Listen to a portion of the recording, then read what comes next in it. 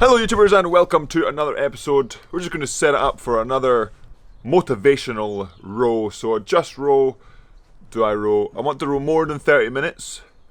Probably more than 40, maybe 12k. But setting up to just row and seeing where my heart rate is and just having a bit of fun with it. So a steady erg, but the split isn't going to be super determined. As in, I won't be like, I'm going to do this split, I'm going to do that split.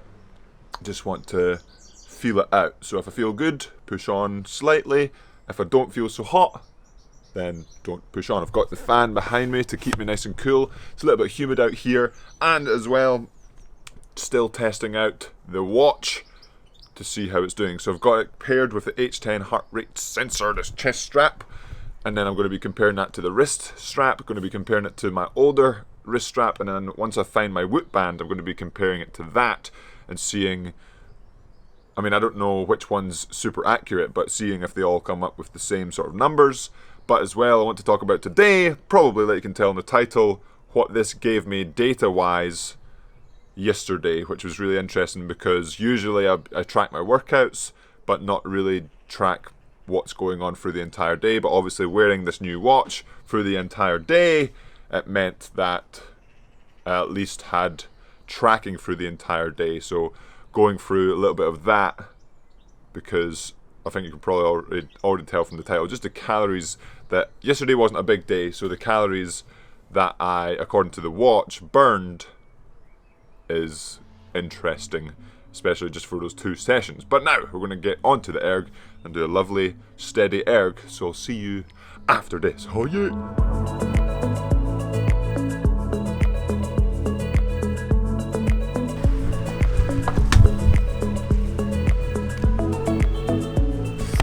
And we've finished 12k, so over 30 minutes. Oh, I need to stop the heart rate. That's one thing. You can get this to auto pause, but when you're doing, let's put the camera down, when you're doing a static workout like this, then you're not got, it basically senses the speeds of what you're doing. So if you're on a bike, if you go under a certain speed, if you're swimming, if you go under a certain speed, running, going under a certain speed, it'll stop, but it doesn't stop automatically. So let's see what I did for that workout. It'll be interesting to compare what I see on the screen. So, oh, I thought the camera was falling there. Reactions like a cat. Turn the fan off. Let's see what we got.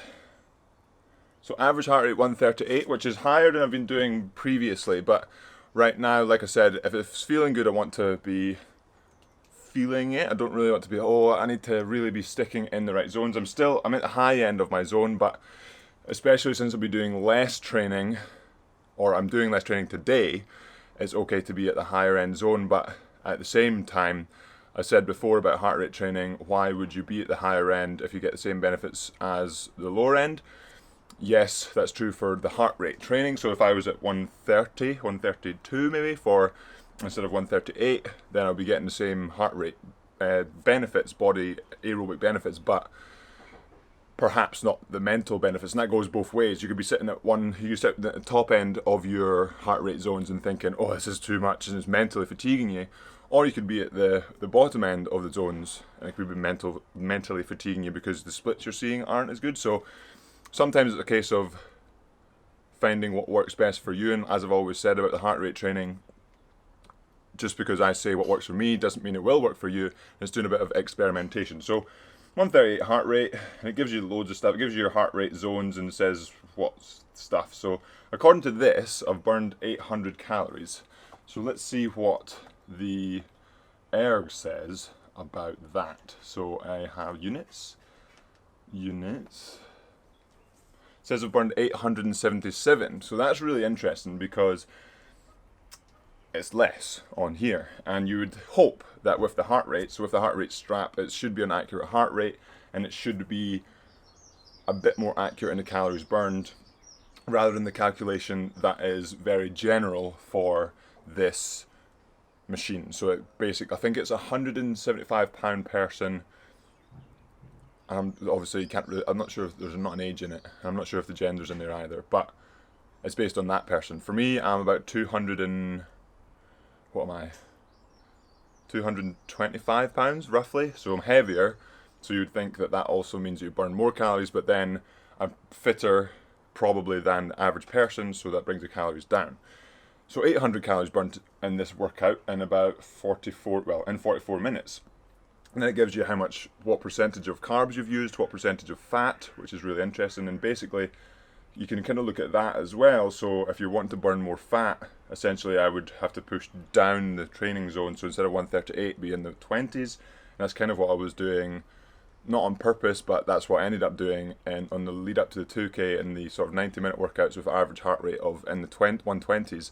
It's burning more fat. And sometimes, so that was a high carb burning session, so 53% according to the watch, but which means that if you don't have a lot of carbs stored in the body, so say I went on for another maybe 15 minutes, 20 minutes, half an hour, I probably would have ran out of carbs to help fuel the body.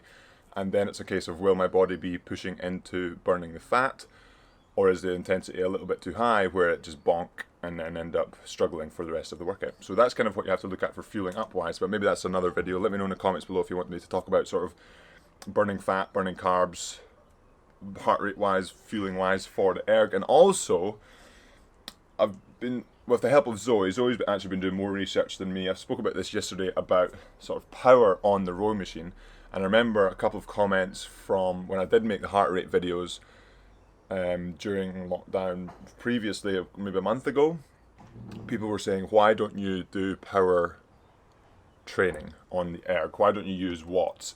And before, it was a case of what I said was, and which I believe, and what is true, is my power zones and my heart rate zones are pretty much the same. But there's a reason for that. So let me know in the comments below if you want to see some power zone, heart rate zone for rowing videos. And that brings me to my last point, which is to do with what the title is to do with. But I'm going to talk about that after fueling up, because I'm pretty hungry after that session, and maybe that's because I've burned more carbs. Interesting. But I will see you either after some food or with some food. Let's just get to it.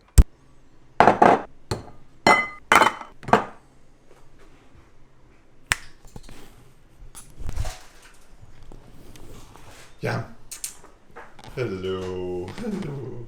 Okay, we've finished fueling up on some delicious tuna rice and avocado today, and we're talking about burning 7,000 calories every single day, and that's on a low day. So what sparked this?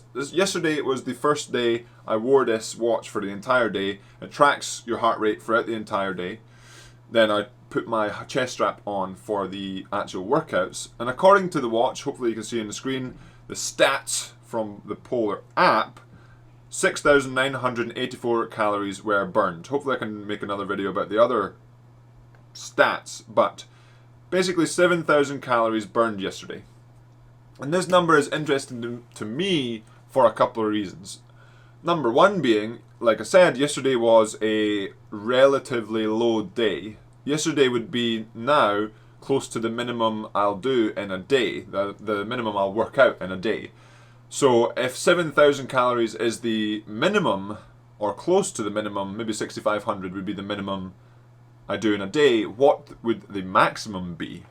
And that's kind of an interesting thing for me. And then the number itself, 7,000 calories, I think, or I thought it's a lot higher than I anticipated it being. I've been thinking it should be more to sort of 5,500, 6,000 calories.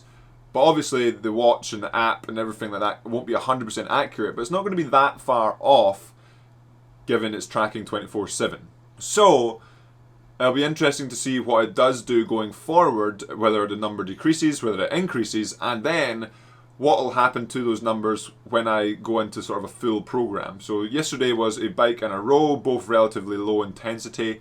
What if I had a high intensity bike, a low intensity row, and then weights or another low intensity erg perhaps? That would take it up to 8,000 or 9,000 calories in a day, and that would be a normal day, let alone being a super hard day. A super hard day, you might add in another workout, and then you're over 10,000 calories in one day, which also I find quite funny, because if these numbers are close to accurate, I've been seeing more and more videos pop up on the line about people attempting to burn 10,000 calories in a day, and if I'm getting close to that number with doing a normal workout day, then I'm quite interested to see how many calories I could burn in a day if I actually tried. So some of these guys are waking up, and girls are waking up at 12 in the morning doing a workout, or not even waking up, not going to sleep, getting a workout in before they go to sleep, and then basically working out for the entire day. And some of them don't even make 10,000 calories, some of them just make it. So to me, from 7,000 calories plus, I would basically just have to get to maybe do 90 minutes on the erg and then maybe go a long walk with Yam, and I'll be in and above 10,000 calories a day. So make sure you're subscribed for a video that I want to make soon about how many calories I can burn in a day. And let me know in the comments below how many calories you think I can burn. Now, I want to talk about the diet just really quickly for a rower, because it can be really important. As you see, if I'm burning 7,000 calories a day, you have to be eating a lot of food. And then it becomes an argument sometimes between, well, it can be easy to eat 7,000 calories if you don't eat very healthily. You can go and get a, like, what, 2 or 3 McDonald's and you'll hit that 7,000 calories pretty easily. You could have 4 or 5 pints of Ben & Jerry's an entire day and you'll hit that 7,000 calories. But obviously you're not getting enough in the nutrients in the body to help it function. And that's why my diet, probably that you see a lot of the time, so like a tuna rice avocado, it's a relatively calorie dense meal that doesn't take up too much literal space so that I can put it into my stomach and then keep doing stuff throughout the day. And also contains some nutrients that I can use, whereas if I just had a pint of Ben & Jerry's, probably similar calories but not many nutrients. And then on top of that, I generally try and snack throughout the day on fruit and veg, because it takes up less space if I snack. If that makes sense in my head. But that's why I don't put it into most meals, is because say I put in 200 grams of green beans in a meal, that's taking away of 200 grams of rice or pasta or some more calorie dense food in a day, that I could be eating the green beans at another time anyway. But then I could be eating the rice at another time as well. But it's a balance. A rower's diet, or just an athlete's diet that has to eat so many calories, whether it's 5,000, 6,000, 7,000 plus, it's a balance between getting enough fuel in so that you can keep training and keep recovering, and then on the other opposite side of the scale, it's getting enough vitamins, minerals, nutrients in so that your body can repair and can recover. So it's quite a difficult one sometimes. Sometimes you get halfway through the day and you're like, oh, I'm feeling pretty knackered, I'm relatively under-fueled, and I need to bump up the fuel here, but I don't really have enough space in my stomach, and you end up going all over the shop. So over the next couple of weeks, I want to also make videos on sort of a rower's diet, and so this is sort of the start of that, starting with just eating 7,000 calories in one day, but I want to make more videos on an athlete's diet from my perspective. And that's what this is. This is from my perspective, my experience, and if you want to, you can definitely follow along if you want to, but I definitely recommend speaking to a nutritionist, speaking to a coach, speaking to someone close to you, or getting as many opinions as possible on a nutrition, on diet, to make sure that you get the best for you. Because remember, as always, what works for me might not work for you, and what might work for you might not work for me. So after burning 7,000 calories yesterday, I assume today is going to be very close. So I will be going to get another snack now, post tuna rice avocado, and we're going to see soon about trying to break, well, hopefully, maybe, I don't know how 10,000 calories, will it be difficult? Will it not?